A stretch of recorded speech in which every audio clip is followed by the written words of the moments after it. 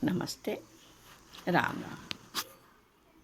आज की कहानी है भक्त और भगवान की। अपन सोचते हैं शायद अपन को भगवान का भी दर्शन नहीं दे सकते या भगवान अपन को कोई मिलेंगे नहीं, तो ऐसा नहीं। श्रद्धा, सच्ची श्रद्धा भक्ति से भगवान दर्शन जरूर देते हैं।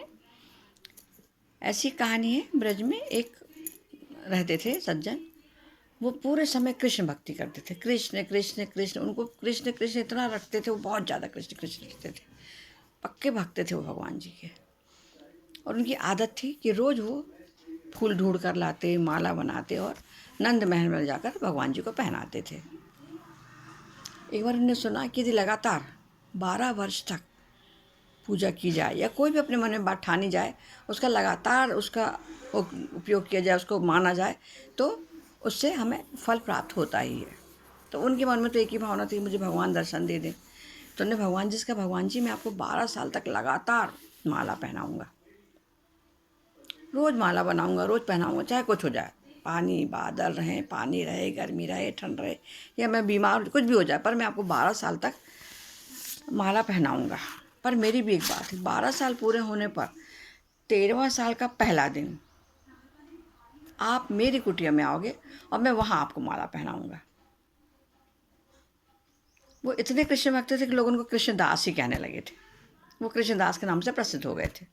तो कृष्णदास ने ये प्रतिज्ञा कर ली और भगवान जी के सामने बोल दिया, नहीं आए तो भगवान जी तुम सोच लेना, हम 12 साल तक लगातार तुम्हारी पूजा कर रहे हैं।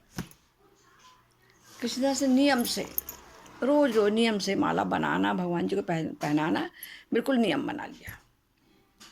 एक दिन बीता, एक महीना बीता, एक साल बीता, 2 साल बीते, धीरे करते करते 12 साल पूरे हो गए। 12 साल जब वो माला पहना रहे थे भगवान जी को, तो बोले, भगवान जी आज तक मैंने बिना एक दिन भी चूके आपको रोज़ माला पहनाई है, रोज़ आपकी पूजा करी।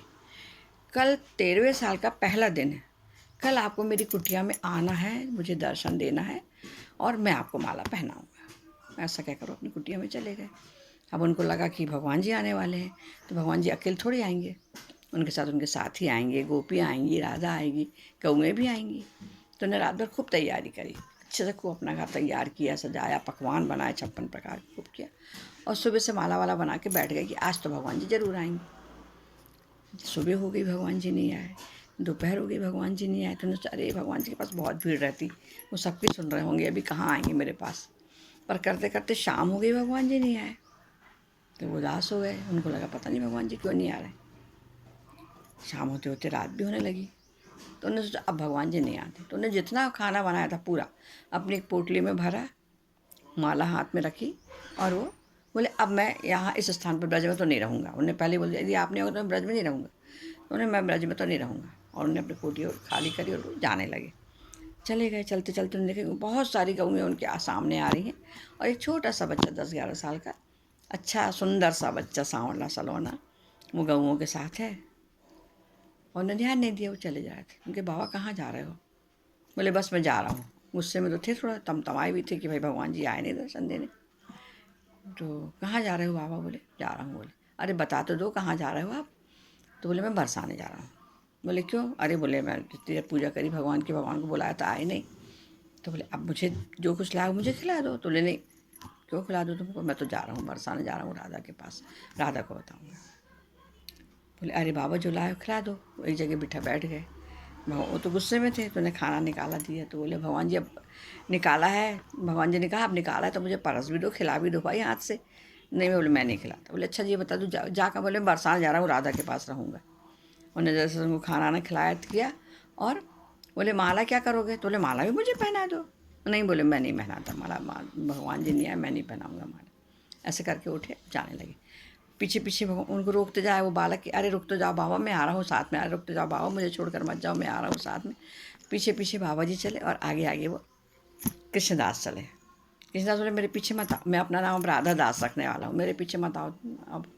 पर वो चले, आगे आगे चलते चलते बरसाने में पहुँचे। बरसाने में राधा के महल में पहुँचे। उन्होंने राधा को आवाज़ लगाई।